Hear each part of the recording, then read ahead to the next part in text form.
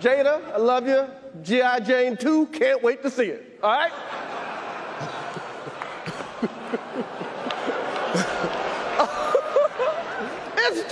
That was a nice one. Okay. I'm out here. Richard. Oh, wow. Wow. Will Smith just smacked. Tonight's Oscars, unfortunately, isn't the groundbreaking Best Picture winner Coda. More on that in a minute. But it's what happens now after Will Smith slapped the Chris biggest Rock night in Hollywood. Now to the Oscars here at home and the slap that is still reverberating through the internet and beyond. The Academy moving ahead with disciplinary proceedings against Will Smith for hitting Chris Rock at Sunday's ceremony. Your Excellencies, ladies and gentlemen, it's my great honor to participate for the 8th time at this important meeting. History is truly at a turning point. We do not yet know the full extent and the systemic and structural changes which will happen. However, we do know that global energy systems, food systems, and supply chains will be deeply affected. In times of crisis, the role of governments is more important and more relevant than ever. In conclusion, and despite all the challenges, we have to uphold our responsibility, which we have towards the next generation, and which we can only fulfill through collaboration on a national and on a global level. I wish you an impactful and successful meeting. And the title of this session, are we ready for a new world order? That is the purpose of this discussion today, so let's get on with it. Your Excellency, are you ready for a new world order? And beyond. The Academy moving ahead with disciplinary proceedings against Will Smith. I don't know how to communicate it any better that we are all being distracted. We are living in a matrix that controls our thoughts and our conversations. They have us all talking about the same things that don't matter, keeping us oblivious to the things that actually do matter. In regards to world affairs, everyone has these baseless opinions, making points about irrelevance, while the people in the know actually are talking about and discussing things that actually do matter, discussing where this world is heading and what their expectations are for it and how do we get there. They're preparing their own selves and their families and their companies, while the rest of the masses live in ignorance, discussing Will Smith slapping Chris Rock, or who won the NCAA basketball tournament, or who can actually beat Bobby Flay. We are all being distracted, and for the most part, people are not ready for what is coming to this world. The burden of that is sometimes very hard for me to deal with. It's not like this is just some conspiracy theory that I'm making up on my own views and just speculating. I mean, you literally hear these people talking about what's coming to the world and how the world is about to change. And then you share these things with your family and your friends, and you literally get silence from them. No one responds. Or the ones that do respond say, this is not a big deal because it's not happening for 10 to 15 years. Then you have people planning on making these major moves to chase pre-COVID lifestyles, while the world is preparing to be uprooted and shaken to the core. They don't want to plan around that reality. In fact, they'd rather not even know about it so they can move through their emotions or their feelings or how they would like to think about it. You know what? I mean, at this point right now, I'm just really venting. But, it's true. We are all being distracted. I started this video showing exactly this to the T. The Oscars was held on the night of March 27th. This is when Will Smith did his stage smack of Chris Rock. And the next day, this is all over the news. Everyone is talking about it. But halfway across the world in Dubai, almost 30,000 people from all around the world have gotten together to discuss the future of the world at the World Government Summit. And there is not even a peep from the media about this. You see, they can talk about Will Smith for a week and how unstable Putin is. But as the leaders from all industries talk about the change that will affect the world, they leave the masses completely unaware of it. Now understand, you don't have to follow what the World Government Summit is saying to be prepared. This is not what I'm communicating. It's not about that summit. It's never about knowing everything that is going on in this world. I mean, you can't. It's more about not letting irrelevant actions from known sellouts grab your attention and then present a need for thought or discussion on it, more than really discussing that it was in fact a distraction. I mean, if you even have to really convince folks that it was staged, then there's more that needs to be discussed with that person more than that distraction. Listen, we are heading to a new world order. And before we get there, they will be crashing the world system. Their narrative is already set up for it. So we are just watching the implementation of it all. We need to be ready. This week, I want to be brief and explain what is going on in hopes that everyone watching makes sure that they are getting their houses in order. We cannot afford to be distracted. We must not be asleep. We must stay ready and make sure that we're awake. Let's begin. Okay, so let me get started here because this is how I started the video. Let's talk about the World Government Summit. What is it exactly? Well, on their website, they explain it as such. The World Government Summit organization is a global, neutral, non-profit organization dedicated to shaping the future of governments.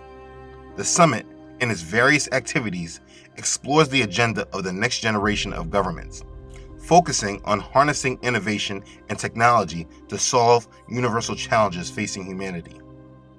Since its inception in 2013, the summit has championed the mission of shaping future governments and creating a better future for humanity. The past 7 editions of the summit have successfully established a new model to collaborate on an international playing field to inspire and enable the next generation of governments. So yeah, this was an event that leaders around the world are using to have discussions about shaping the world.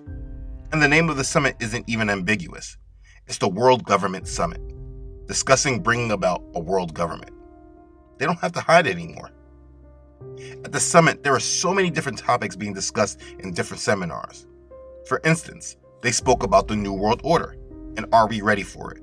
And the title of this session, are we ready for a new world order? There was a lot of discussion about the future of money and cryptocurrencies.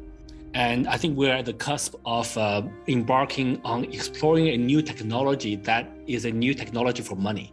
The new technology for money will power the new financial sectors, which will be the fundamental pillars for every other sector, be it real estate, e-commerce, everything else.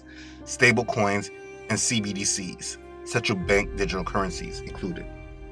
A lot of talk about the regulation of crypto, which is so funny because in my earlier videos about Bitcoin and the mark of the beast, there were so many naysayers about my conclusion of Bitcoin being tied to the mark of the beast. Because people truly believe that Bitcoin and cryptocurrencies are decentralized, so that the power is really with the people and not the governments. They think that this cryptocurrencies is power to the people. It's crazy. But those naysayers should really listen to what these people were saying. They spoke about the future of aviation. They also spoke about putting the SDGs, the Sustainable Development Goals, in action. They spoke about the changes the war in Ukraine has and will bring to the world. And they spoke an awful lot about the metaverse and Web3. They discussed the future of the world. And while they were discussing our futures, our news media doesn't bring it up at all. That should tell you very clearly that the news is not about informing us, but about distracting us. Now, obviously, they didn't need to broadcast the whole event, but there could have been mentions. There could be summaries. There could be some kind of coverage. I mean, it's the news. But there was nothing. And they filled our time up with content about Will Smith and their narrative of Putin's blunder in Ukraine. But there was nothing about this discussion about our future and where we can actually go to listen to it and understand what is being discussed about it. And people, maybe in their justification for the news media, maybe want to believe that, hey, being that this summit was in Dubai, the major news outlets were unaware of this event. But look at their partners. Their strategic partners are all the organizations that are building the New World Order. I mean, that's clear. But they show their media partners as well. And we have all the major Western news outlets as a part of it. Bloomberg, CNN, CNBC, Sky News, Euronews, etc. They don't just know about it, they are media partners. In fact, this woman, Becky Anderson, that moderated this panel asking this question. Are we ready for a new world order? She actually works for CNN. So it is clear that it is not that they don't know about this. They just think that what happened with Will Smith is more important for us to know more than what they are discussing about our future. Okay, so listen to this question that woman, Becky Anderson, posed in her seminar. Is the US-led multilateral system created post-World War II to manage international relations so that the world would never again see and experience the same chaos and disorder of a world war? Is it anything like fit for purpose? And if not, what is the alternative? Clear. This is the constant topic I have spoken about in countless videos. Questions I pose to many people that wave me off as a conspiracy theorist. But here, they are having a conversation about it at the World Government Summit. Your Excellency, are you ready for a new world order? There were many things said in this conversation, but I think this was the most emphasized point I heard. And what we're seeing in the world today, I think, is we are on the brink of a dramatic change where we are about to, and I'll say this boldly, we're about to abandon the traditional system of money and accounting and introduce a new one. And the new one, the new accounting, is what we call blockchain. It means digital. It means having a almost perfect record of every single transaction that happens in the economy, which will give us far greater clarity over what's going on. It also raises huge dangers in terms of the balance of power between states and citizens. In my opinion, we're going to need a digital constitution of human rights if we're going to have digital money. But also, this new money will be sovereign in nature. Most people think that digital money is crypto and private, but what I see are superpowers introducing digital currency. Yeah, she said, we are on the brink of a dramatic change where we are about to abandon the traditional system of money and accounting and introduce a new one. If you've been following this channel for a while and have seen my videos warning about this, you understand how big this statement is. But the masses are distracted and are not ready for this change. Do you feel that people that you know are ready for a dramatic change in our system of money? Absolutely not. Now you ask, how did that seminar end? Incredibly invaluable as we sit at what is a very transformative time. Are we ready? I don't know. Are we at an inflection point? I think we all agree that we are. So that was the summary of that segment. Are we ready for a new world order? They don't know, but they all agree that we are at an inflection point for it. An inflection point is a time of significant change in a situation. It's a turning point. They all agree that we are at the turning point for a new world order. And this theme of a new world order was constantly communicated during this summit. In the middle of their transitions for their different segments, they constantly played this commercial. There's no longer any doubt that humans are heating up the oceans, land, and sea by burning fossil fuels. The world has to overcome not only the damage done to our economies and our societies by COVID-19, it also has to confront the repercussions.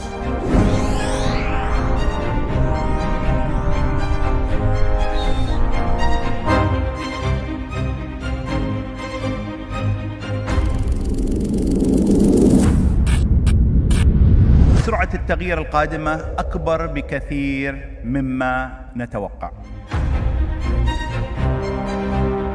I see a future where the internet is available for free for everyone, and that means the location of power is going to shift. Decentralization of power structures everywhere may be the beginning of that shift in finance, in political power.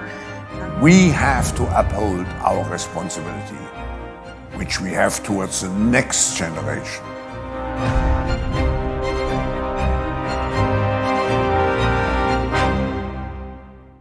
What was once a conspiracy, people are now making commercials about it. So I think it's clear that the masses, the everyday people of the world, clearly are distracted from what is actually happening in our world and what is being planned. There is a reality that the whole world is distracted from. So beyond what was said at this event, let me also show what is happening in our world. If you've been following this channel, you know I have always been an advocate for stocking up and preparing if you are led and are able. As I watch the news today, it's very surreal because I am hearing the news media now put a narrative on the issues I have been warning about. They're giving their spin to the things that I've been warning about. This morning, the U.S. and the world bracing for food shortages as the war in Ukraine rages on. President Biden, speaking to NATO leaders in Brussels Thursday, said because of sanctions on Russia, food shortages are coming. The price of these sanctions is not just imposed upon Russia, it's imposed upon an awful lot of countries as well, including European countries and our country as well. The U.S., Canada, and Europe are major wheat producers, but Ukraine and Russia produce about 1/3 of the world's supply. And less food means higher prices on top of already high inflation rates. Groceries are already about 8% more expensive than they were last year. And those expenses are not just hurting consumers, but also food banks like this. The world is heading to crisis mode so that they can introduce their radical changes. He said what they do know is that the global energy systems, food systems, and supply chains will be deeply affected. He said the world has to deal with the dangerous clash between major world powers. The world has to overcome not only the damage done to our economies and our societies by COVID-19, it also has to confront the repercussions of a dangerous clash between major global powers. Ukraine is not a major world power, so he must know something we don't. These people are all preparing for the change, discussing these important matters, while the news media shows us rare footage of Prince as a child. Have you ever seen Prince as a child? He's like a mythical creature. I mean, very few images exist. That is until a stroke of luck led our Minneapolis station WCCO to unearth an incredible gem. Immediately stood out. Are most of the kids in favor of the picketing? Yep. How come? I mean, that's ridiculous. You see what I'm saying? Do not be distracted. There are problems coming with our complete system, and it will affect you. The United States and Europe have ratcheted up sanctions against Russia. I mean, they're really even getting personal, going after Putin's daughters. Responsible nations have to come together to hold these perpetrators accountable. And together with our allies and our partners, we're going to keep raising the economic cost and ratchet up the pain for Putin and further increase Russia's economic isolation. There are threats to China if they assist Russia with getting around the sanctions as well. The U.S. is provoking an economic collapse in Russia by having the Treasury block Russian bond payments, trying to raise the risk of a Russian default of debt. U.S. is building the financial pressure on Russia. Now, after imposing financial sanctions against or following Russia's invasion of Ukraine, U.S. is acting to eat into Russia's holdings of U.S. dollars. In the latest, the United States has stopped the Russian government from paying holders of its sovereign debt more than $600 million US dollars from reserves held at American banks.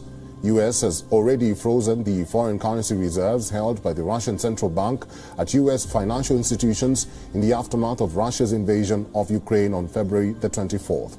Again, this is all about fiat currencies, but this is also war moves as well. Pushing a country to economic collapse are just movements of a financial war. This is how wars escalate. But even more important than that, We are at a time where the Federal Reserve and other central banks around the world are signaling the slowdown and retreat from their easy money principles since 2008. They are raising interest rates and tightening their monetary policy. So just by this action alone, we should all be bracing for a hard economic impact. But because the news is not pushing us to move, and many people don't really understand how important the Fed interest rates are and what an actual tightening means, people are just very still asleep. You see, the news could handle it though and prepare people. When COVID hit, the news was able to make everyone so scared enough to put the mask on. But right now, they're not getting people properly ready for problems that are easy to see coming. Listen, one of the biggest indicators of a recession that we have here in the United States is blinking, flashing red. The yield curve of the United States debt has inverted. This means that the yields on short-term interest rates are higher than the yields on long-term interest rates. Short-term interest rates are higher than long-term interest rates. Understand, normally a lender receives a better yield when they loan out money for a longer period of time. So traditionally, you would get a higher return if you loan out money for 30 years rather than for 10 years. But now the yield curve is inverted. And when the yield curve inverts, it's because people are selling short-term debt because their short-term view is that problems are on the horizon. The inverted yield curve has been an accurate predictor of recessions for almost 50 years or so. But yet again, the public does not seem like they're ready for a recession. Mortgage demand is down more than 40% from a year ago. The 30-year mortgage rate hit over 5%, a rate we haven't seen since 2013, while home prices are up 20%. So the mortgages on inflated priced homes are higher than ever. These are massive economic signals of a major economic slowdown that is on the horizon. But again, the public is not ready for this. And I believe that the reason that most people are able to be asleep is because they believe truly that at some point the government is going to step in and fix their problems. They're putting their lives in the hands of the government. And I make these warning videos to make sure that you understand you cannot do this. You cannot do this because there is way more to this story than what most people are understanding. You see, when looking at this, most people may want to look at it all from a secular point of view, which helps them believe it will all get worked out. But it's important to understand that this is not just a secular issue, but it's also biblical as well. The Bible prophesies of these events, which is why people need to read and study their Bibles. The fact that the Bible has prophesied of major inflation and food shortages should be very telling of the times that we're all in. This is all prophesied in the opening of the 7 seals. This is when we see what is referred to as the 4 horsemen of the apocalypse. Let's read it in Revelation chapter 6. Now I saw when the Lamb opened one of the seals, and I heard one of the 4 living creatures saying with a voice like thunder, "Come and see." And I looked, and behold, a white horse. He who sat on it had a bow, and a crown was given to him. And he went out conquering and to conquer. And when he opened the 2nd seal, I heard the 2nd living creature saying, "Come and see." Another horse, fiery red, went out, and it was granted to the one who sat on it to take peace from the earth, and that people should kill one another. And there was given to him a great sword.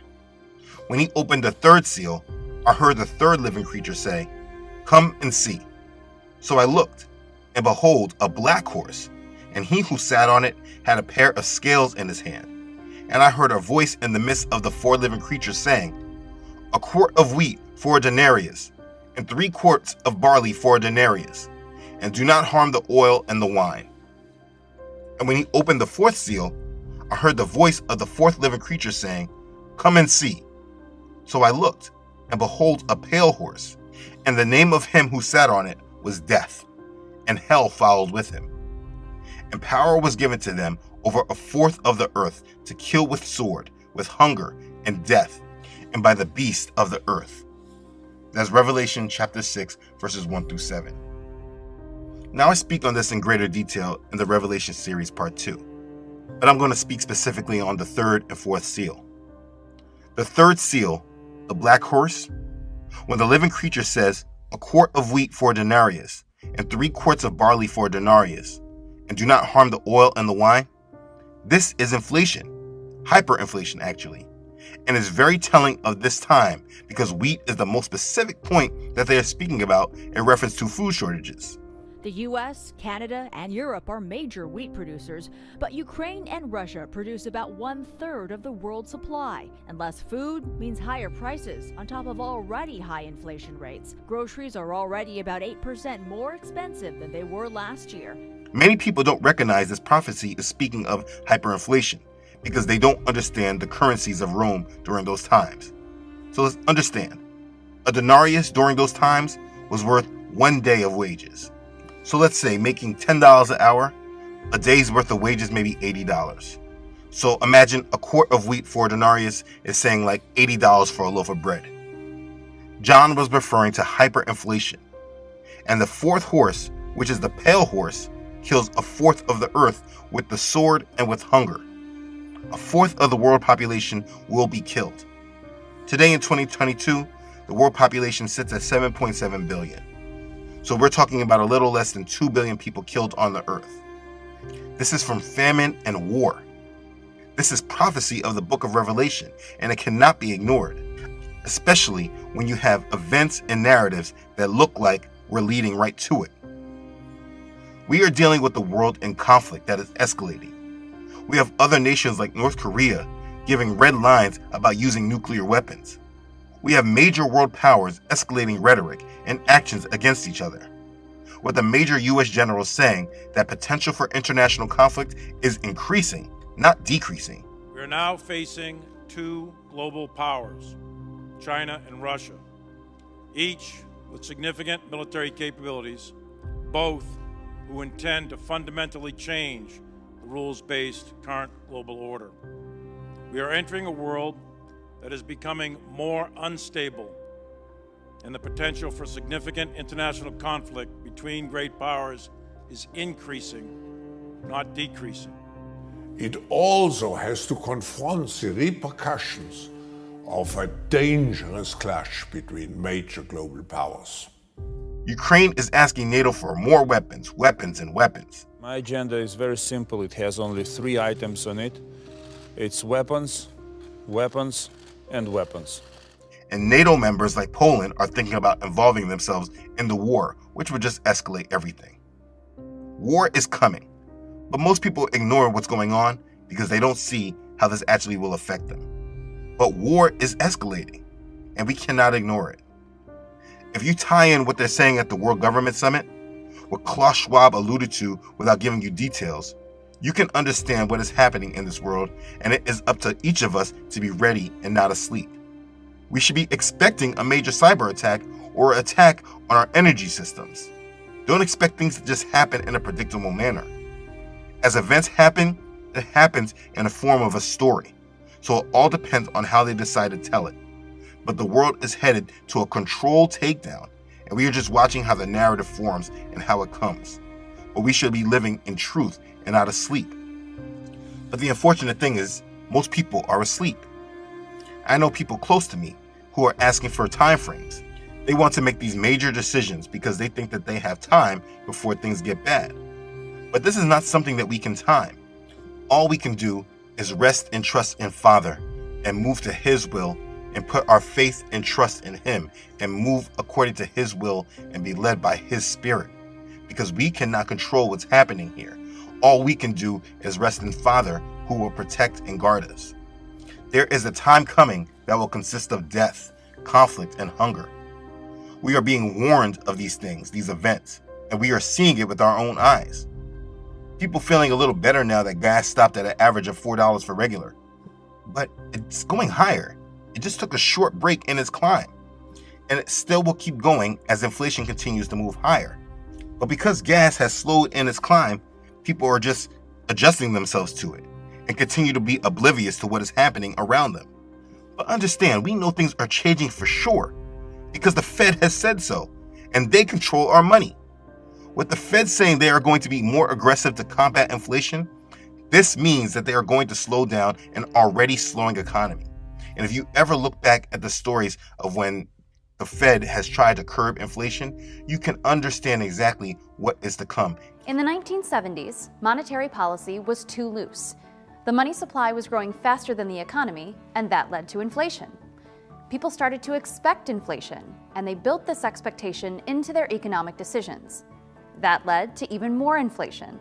High inflation, plus other shocks to the economy, like a quadrupling of oil prices, led to a bad recession with periods of high unemployment. This may be the worst weekend they've ever faced for finding gasoline to give them the automobile freedom they take as their due.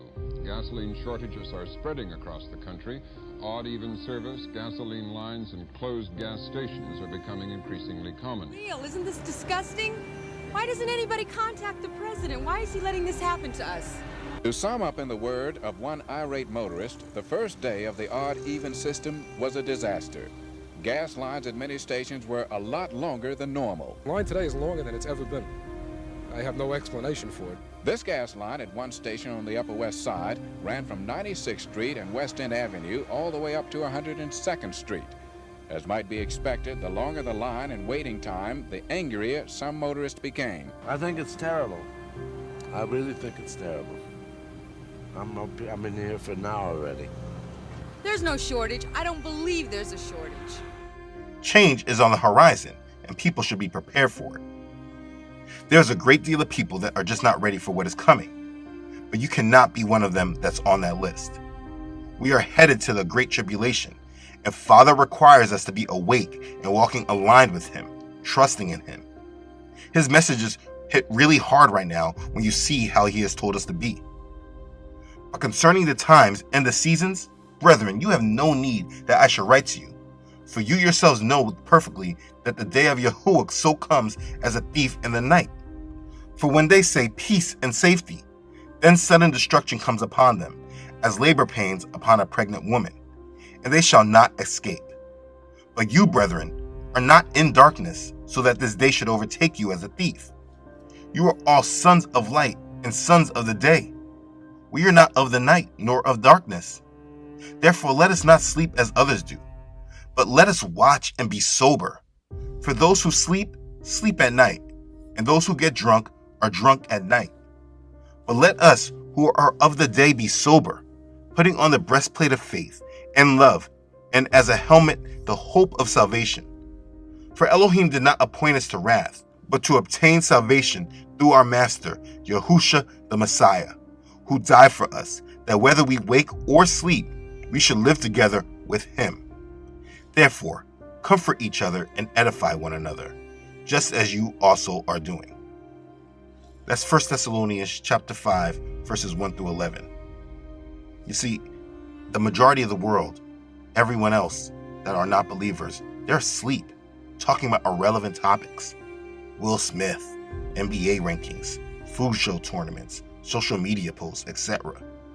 They are all asleep and will be overtaken, and they cannot escape. But we are not in darkness, so none of this will take us unexpectedly.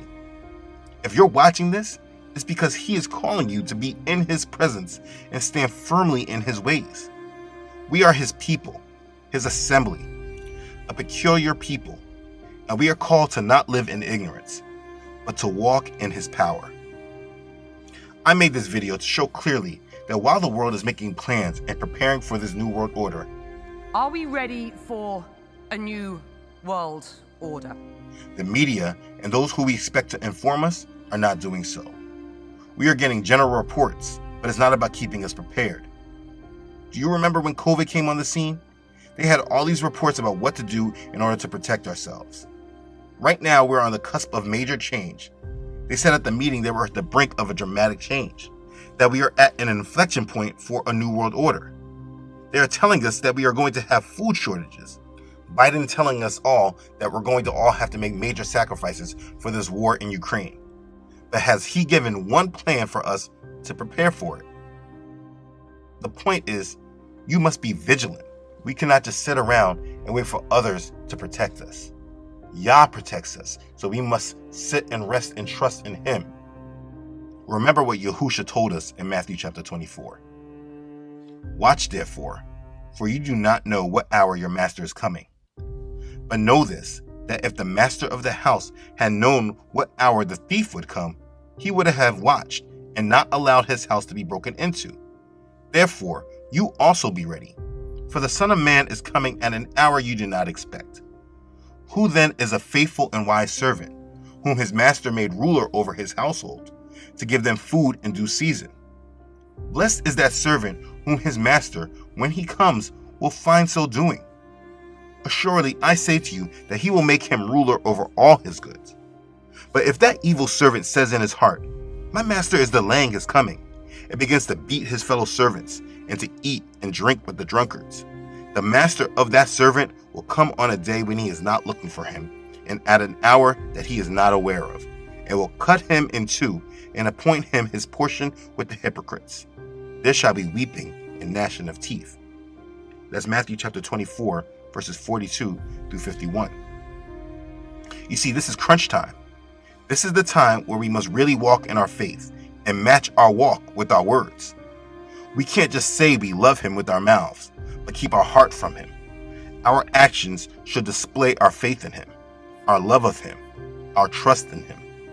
This is not a time for fear, but a time of strength. If we are his, we need to act like we are. We are at the doorstep of 1,000-year-old prophecies being fulfilled, and you are one to be a witness of it. Awake to it. You are blessed and called out to walk according to his ways through his strength. We know what is coming. It's quite clear. And it's also quite clear that the enemy doesn't want the masses to know. Father is calling you to be his and walk in truth and make way for his kingdom. Do not let the enemy distract you and keep you in ignorance. Be called out and set apart. Be a believer. This world is moving towards great tribulation. And though we don't know the timeline, we clearly see it approaching. Now is the time to walk narrowly in his path and rest in his presence. He wants you to know he has you if you trust in him. Now that doesn't mean that tribulation and hard times will not come upon you. No, it just means that whatever comes, he will take care of you, and you will be rewarded if you overcome and persevere. So overcome and persevere. Do not follow this world, but be one that those in this world should follow. The kingdom of heaven is truly at hand, and it is up to you to be ready for it. So be ready and keep your eyes fixed on our Savior. Be blessed. Hallelujah. Praise God. Okay. Thanks again for watching. If this has blessed you, please don't forget to like this and share this video with others. If you have not done so already, please don't forget to subscribe to this channel. Elohim willing, I upload every Friday. Please don't forget to follow this ministry on Facebook and Instagram, as well as on my website, truthunedited.com. As always, I really would like to thank all those who support this ministry. You know who you are. Your contributions have been an extreme blessing to this ministry, and I'm very thankful for you. Thank you for being a blessing and your continued support to this mission. Okay, thanks again everyone for watching. I love you all.